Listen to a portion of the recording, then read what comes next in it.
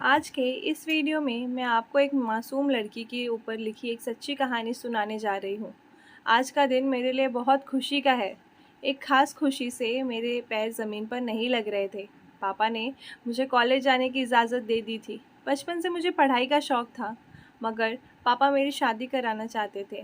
खैर, मम्मी के खुशामद कहने पर वो मान गए थे। कॉलेज में आज मेरा पहला दिन था। स्कूल के मुकाबले यहाँ लड़कियाँ ज़्यादा थी। मैंने महसूस किया कि लड़कियां मुझे मुड़ मुड़ कर देखती थी। मैं बचपन से ही खूबसूरत थी। मेरी माँ और मौसियों की खूबसूरती भी पूरे ख़ानदान में मशहूर थी, और शायद इसी वजह से पापा मुझे अकेले कॉलेज नहीं भेजना चाहते थे। खैर, उन्होंने मेरे आने जाने के लिए एक रिक्शा लगवा दिया। रिक्शे के अंकल पापा के चाहने वाले थे। बड़ी उम्र के आदमी थे, सो समझ लो वो घर जैसे ही थे। उन्होंने मुझे कॉलेज ड्रॉप किया। पहला दिन तो ठीक रहा। उन्होंने मुझे वक्त पर कॉलेज छोड़ दिया और वक्त पर लेने भी आ गए। मैं भी बेफिक्र हो गई, क्योंकि अंकल थे पापा की उम्र के। अगले दिन कॉलेज से वापसी घर, अंकल ने मुझे बताए बगैर ही रिक्शा एक अनजानी रास्ते पर मोड़ दिया। यह रास्ता मेरे घर की तरफ नहीं जाता था। जब रास्ता काफ़ी ज़्यादा लंबा हो गया तो मेरे दिल में शक सा आ गया। मैंने अंकल को रोकना चाहा, मगर शायद रिक्शे के शोर की वजह से वो मेरी आवाज़ सुन ना पाए। इस बात से तो मुझे और भी डर लगने लगा। मैं इस अनजाने डर के मारे पसीने में भीग गई। कभी तो मैं रिक्शे से उतरने का सोचती थी, मगर फिर ख्याल आया कि चलते रिक्शे से छलांग लगाना बहुत ही गलती होगी। भगवान न करे कोई अनहोनी हो गई तो मैं क्या करूँगी। थोड़ी देर बाद अंकल ने रिक्शा रोक दिया। मेरा तो दिल ही धड़कना बंद हो रहा था। मैं तो आने वाले वक्त के लिए खुद को तैयार कर रही थी। सोच रही थी, अगर कुछ हुआ तो मैं ये करूँगी, वो करूँगी। हालांकि मैं जानती थी मैं कुछ नहीं कर सकती थी। मैं तो अभी स्कूल से निकलकर कॉलेज में आई थी। खैर, अंकल ने रिक्शे से उतर के दरवाजे की घंटी बजाई। थोड़ी देर के बाद दरवाज़ा खुला और एक 14-15 साल की लड़की एक अधेड़ उम्र औरत के साथ बाहर आई। औरत ने अंकल से कुछ न कहा, चुपचाप बात किए बिना दरवाजे से अंदर चली गई, जबकि लड़की आकर रिक्शे में बैठ गई। मैंने सुकून की सांस ली, वरना तो मारे डर के मेरा बुरा हाल था। लड़की रिक्शे में आकर बैठी तो मुझे सहारा हुआ। उसने नकाब पहन रखा था, जिससे सिर्फ उसकी आंखें नज़र आ रही थी, जो बड़ी बड़ी नीले रंग की थी। उसके सफ़ेद हाथ और कागजी उंगलियां उसकी खूबसूरती दिल अपनी तरफ खींच रही थी। मैं तो उससे बात करना चाहती थी। मैंने उसकी तरफ 2-3 बार देखा, पर वो मेरी तरफ न देखी। अब मेरी तरफ मुड़ी भी नहीं। खैर, मैं भी अंकल के मारे चुप रही। उससे बात करना ठीक नहीं समझा। वही बात नहीं करना चाहती थी तो मैं क्या करती। रास्ते भर हम चुप रहे, कोई बात नहीं की। घर आकर मैं होमवर्क करने में लग गई और फिर उसे भूल गई। अगली सुबह जब मैं कॉलेज जाने के लिए रिक्शे में बैठी तो मुझे रिक्शे में बातों की आवाज़ आई। आसपास पहुंची तो वो लड़की और अंकल बात कर रहे थे। मेरे आने पर दोनों चुप हो गए। उनकी यह बात मुझे कुछ समझ न आई और कुछ अजीब भी लगा, मगर मैं चुप रही, क्योंकि ये उनका आपस का मामला था। आज भी सारा रास्ता उस लड़की ने मुझसे कोई बात नहीं की। मैंने कॉलेज में एक नई सहेली बना ली। मैंने उस लड़की से उसका ज़िक्र किया तो उसने मुझे कहा कि कोई ख़तरे वाली बात भी हो सकती है। आजकल अगवा करने वाले लोग भी ऐसे हथकंडे इस्तेमाल करते हैं, मगर न जाने क्यों मुझे महसूस नहीं हुआ। अगर उन्होंने कुछ ऐसा ही करना होता तो मेरे पापा भी ज़माने को पहचानने वाले इंसान थे। वो भला क्यों उन पर भरोसा करते। दूसरा यह कि अगर कुछ ऐसी बात होती तो आज तक मुझे उनका पता न चलता। खैर, मैंने लड़की की बात को दिमाग से निकाल दिया, मगर मुझे हैरानी तब हुई जब वापसी पर भी मुझे वो रिक्शे में बैठी ही मिली, और फिर ये सिलसिला जारी रहा। मैं सुबह आती तो वो रिक्शे में बैठी रहती। जब शाम को छुट्टी में अंकल मुझे वापस लेने आते तभी वो रिक्शे में बैठी होती। यहाँ तक कि मेरा घर आ जाता और अंकल मुझे घर के बाहर उतारते थे, वो रिक्शे में ही बैठी थी। अब तो मुझे उसमें दिलचस्पी सी हो गई थी। वो रोज़ एक ही तरह के नकाब में होती और कोई बात न करती और ख़यालों में गुम रहती थी। मैं उससे दोस्ती करना चाहती थी, बल्कि शायद यूँ कहूँ कि बात करना चाहती थी, क्योंकि सारा रास्ता मैं बोर होती थी। अगले दिन मैंने उससे बात करने का सोचा। मैंने हिम्मत करके उससे उसका नाम पूछा। थोड़ी देर वो मुझे खामोशी से देखती रही और फिर धीरे से बोली, जी मेरा नाम शहनाज है। इतना कहकर वो खामोश हो गई। मैं उम्मीद कर रही थी कि वो मुझसे मेरा नाम पूछेगी, मेरा नाम क्या है, मैं क्या करती हूँ, कहाँ जाती हूँ, मगर उसने कुछ न पूछा। तो मुझे और ज़्यादा बात करना ठीक नहीं लगा। आने वाले दिनों में हमारी कोई बात नहीं हुई। अब बस इतना हुआ था कि मैं उसे मुस्कुराकर देखती तो वो भी मेरी तरफ मुस्कुराकर देख लेती। अब मुझे लगने लगा था कि वो मुझसे बात करना चाहती है, मगर डरी सहमी इसलिए वो मुझसे कुछ बात नहीं कर पाती है। अक्सर उसकी आंखों में सवाल होते या गुजारिश होती, मगर फिर कुछ सोचकर चुप हो जाती। लफ्ज़ उसके हलक में अटक जाते। शायद वो बात करना चाहती थी मगर कर नहीं पाती थी। एक दिन कॉलेज से वापसी पर अंकल को किसी ने फ़ोन किया। फ़ोन सुनते ही उन्होंने रिक्शा रोका और साइड पर लगाया।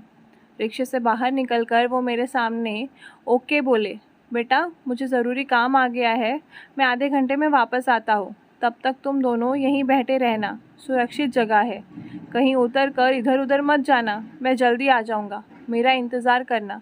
मैं जी अच्छा कहकर बैठ गई और दिल में भगवान का शुक्र किया कि आज शहनाज से बात करने का मौका मिलेगा। जब अंकल के जाने का यकीन हो गया तो मैं उसकी तरफ मुड़ी और कहा, आप कहाँ से आती हैं? मुझे आपको यहाँ देखते हुए काफ़ी दिन हो गए हैं। मैं अकेली रास्ते भर बोर होती हूँ। आपसे बात करने का दिल चाहता है, मगर आप जवाब नहीं देती तो मैं भी चुप हो जाती थी। मैंने एक ही सांस में सारी बात कह डाली, क्योंकि आज मुझे उससे बात करना था और यह सुनना था कि शहनाज की मुस्कुराहट भी लौट आई, हालांकि वो हैरान परेशान बैठी थी। इतने दिन रिक्शे में साथ आने की जगह वो हम में अपनापन पैदा हो गया था। उसने इधर उधर देखा और फिर बोली, मैं भी आपसे बात करना चाहती हूँ। मेरी कोई बहन नहीं है, मगर बस अब्बा की वजह से चुप रहती हूँ। उसके मुंह से अब्बा सुनकर मैं समझ गई कि वो रिक्शे वाले अंकल की बेटी है। फिर शहनाज ने उधर उधर देखा और बोली, अगर अब्बा आते दिखाई दे तो मुझे बता देना, ताकि मैं आपसे बात करना बंद कर दूँ। अब्बा को बिल्कुल पसंद नहीं है कि मैं किसी से भी बात करूँ। हाँ, पर अब्बा आपको अच्छा समझते हैं, इसलिए मुझे आप अच्छी लगती हो। मेरा दिल करता है कि आपसे मेरी दोस्ती हो जाए। अगर मैं आपको अपने बारे में बता दूँ तो शायद और भी अच्छा हो जाए। आप मुझे समझ जाएंगी और हमारी दोस्ती भी अच्छी हो जाएगी। उसने चमकती आंखों से मुझे देखा तो मैं भी खुश होकर कहने लगी कि शहनाज, मैं भी तुमसे बात करना चाहती हूँ। सुबह शाम तुम रिक्शे में क्यों बैठी रहती हो? अगर हमारी दोस्ती हो जाए तो बहुत अच्छा होगा। खैर, फिर उसने बताना शुरू किया, मेरे अब्बू रिटायर फ़ौजी है। हमारा ताल्लुक़ एक गरीब ख़ानदान से ही था, क्योंकि अब्बू किसी बड़े ओहदे पर नहीं थे, मगर फिर भी हमारे घर में हालात ठीक चल रहे थे। अब्बू ने हमें लाड़ प्यार से पाला था। अब्बू जैसे आज आपको दिख रहे हैं ना, वैसे बिल्कुल नहीं थे। बहुत खुश मिजाज, हंसमुख और मिलनसार थे। उन्होंने हमें किसी से मिलने से नहीं रोका। अब्बू के अपने भी ढेरों दोस्त से, जो उनकी छुट्टी आने पर उनसे मिलने आया करते थे। गजेंद्र अंकल का मिजाज तो बिल्कुल अब्बू जैसा था। हाँ, उम्र में वो थोड़े हमारे अब्बू से कम थे, मगर रहन सहन, बातचीत और हंसी मजाक बिल्कुल उन्हीं की तरह करते थे। इसलिए वो भी अब्बू को भाइयों की तरह चाहते थे। अब्बू का रिश्ता भी उनके साथ काफ़ी मजबूत था। उनका हमारे घर काफ़ी आना जाना था और फिर अब्बू ने उनकी शराफत को देखते हुए अपनी बहन की मंगनी भी उनसे कर दी थी। दादा दादी की मौत के बाद अब्बू ही हमारे बुआओं के रक्षा करते थे। बाकी बुआ तो ब्याही जा चुकी है, मगर एक छोटी बुआ थी जो रह गई थी। अब्बू ने उनका रिश्ता गजेंद्र अंकल के साथ कर दिया। गजेंद्र अंकल बुआ के लिए एक बेहतरीन जोड़ थे। इस रिश्तेदार के बाद के सदस्य जैसे हो चुके थे। नहीं होते थे तो वो हमारा ख्याल भी रखते थे। दूध पानी वगैरह दरवाजे पर ही दे जाते थे। एक बार जब मुल्क में जंग के हालात ज़ोरों पर थे तो अब्बा को 6 महीने लगातार छुट्टी नहीं मिली। इस दौरान गजेंद्र अंकल ने हमारा बहुत ख्याल रखा था। बुआ से शादी के बाद भी उनकी फ़िक्र हमारे लिए कम नहीं हुई थी। वैसे भी हमारी बुआ काफ़ी गुमसुम थी। उनको बाहर आना जाना पसंद नहीं था। लोगों से घुलती मिलती भी कम ही थी। गजेंद्र अंकल काफ़ी हंसमुख थे। वो अक्सर हमें बाहर घुमाने ले जाया करते थे। हम भी अम्मी के साथ खुशी खुशी चले जाते थे। वापसी पर वो हमें आइसक्रीम भी खिलाते थे। मुझे और अम्मी दोनों को ही गजेंद्र अंकल बहुत अच्छे लगते थे। शुरू में तो हम ना समझे थे, हमें कुछ समझ में नहीं आया, मगर फिर धीरे धीरे मुझे अंकल और अम्मी का यूं कर बातें करना मुझे बिल्कुल भी अच्छा नहीं लगने लगा। और फिर अम्मी के सामने अम्मी के होते हुए भी गजेंद्र अंकल अब्बू का मजाक उड़ाते। उनका अपना कारोबार था, वो अक्सर मेरे अब्बू का मजाक उड़ाते रहते थे। एक दिन तो हद ही हो गई, जब वो शाम के बाद हमारे घर आए तो उनके हाथ में बहुत सारे तोहफे थे। उनके चेहरे पर मुस्कुराहट फैली हुई थी।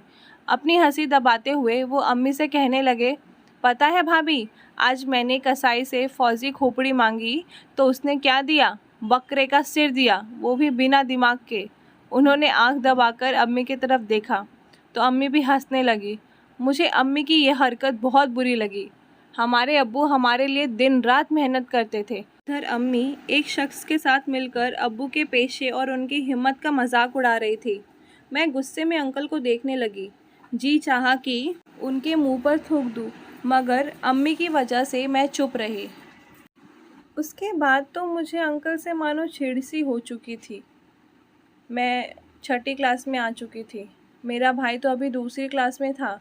उससे अच्छे बुरे की तमीज़ नहीं थी, मगर मैं अंकल की बातें समझने लगी थी। इस बात को अम्मी ने भी महसूस कर लिया। उन्होंने सख्ती से मुझे मना कर दिया था कि अब से गजेंद्र अंकल घर में आए तो उनके सामने बिल्कुल भी ना जाऊं। मुझे भी अब अंकल से बात करने में कोई दिलचस्पी नहीं थी।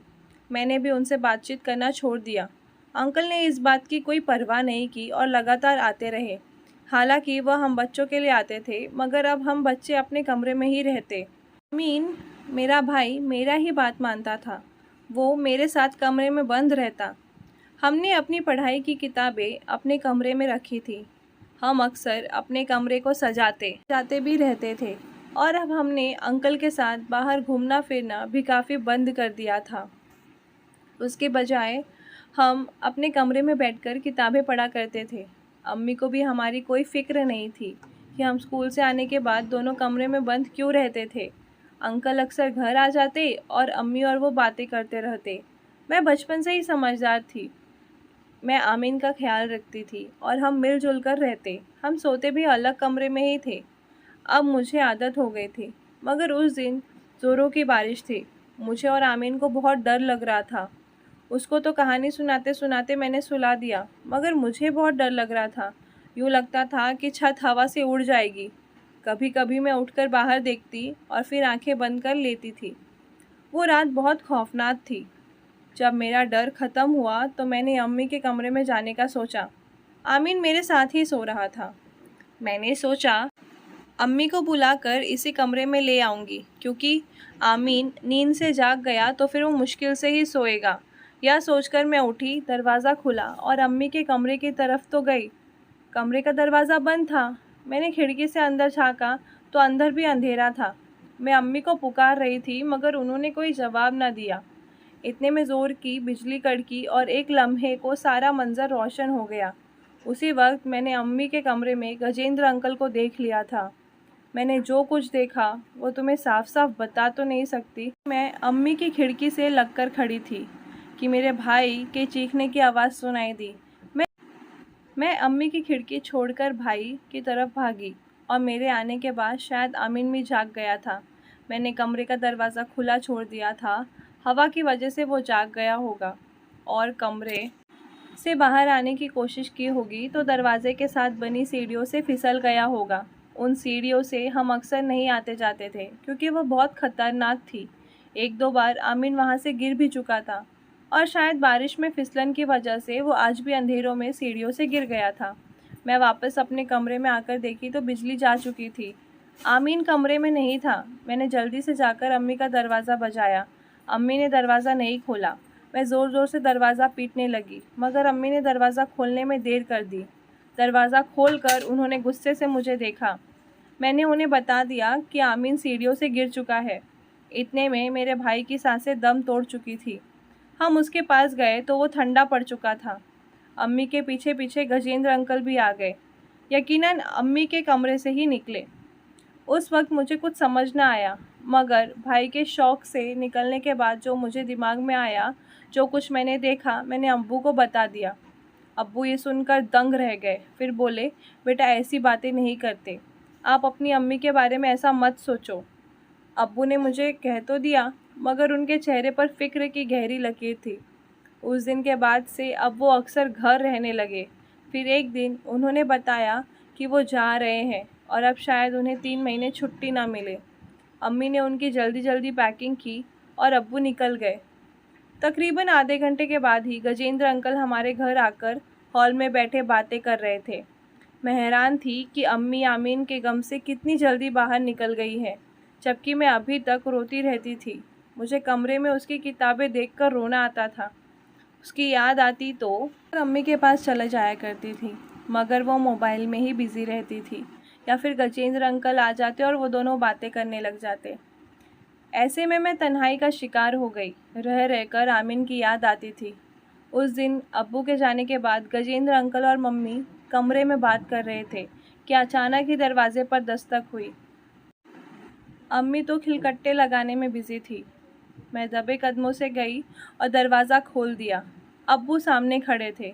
उन्हें देखकर मुझे बहुत खुशी हुई। वो दबे कदमों से अंदर आए और मुझे अपने कमरे में जाने को कहा। उसके बाद अम्मी और अब्बू के लड़ने की आवाज़ें आती रही। मैं डरी सहमी अपने कमरे में बैठी रही। 1 घंटे के बाद जब अब्बू ने मुझे बाहर बुलाया तो वहाँ अम्मी नहीं थी। शायद वो जा चुकी थी। अब्बू ने मुझे प्यार किया और तसल्ली दी। अम्मी का पूछकर मैं रोने लगी। अब्बू ने बताया कि अम्मी अब इस घर में नहीं आएंगी। उस दिन के बाद से मैं और अब्बू अकेले ही रहते थे। अब्बू कहते थे कि अम्मी ने उन पर अदालत में केस कर दिया है।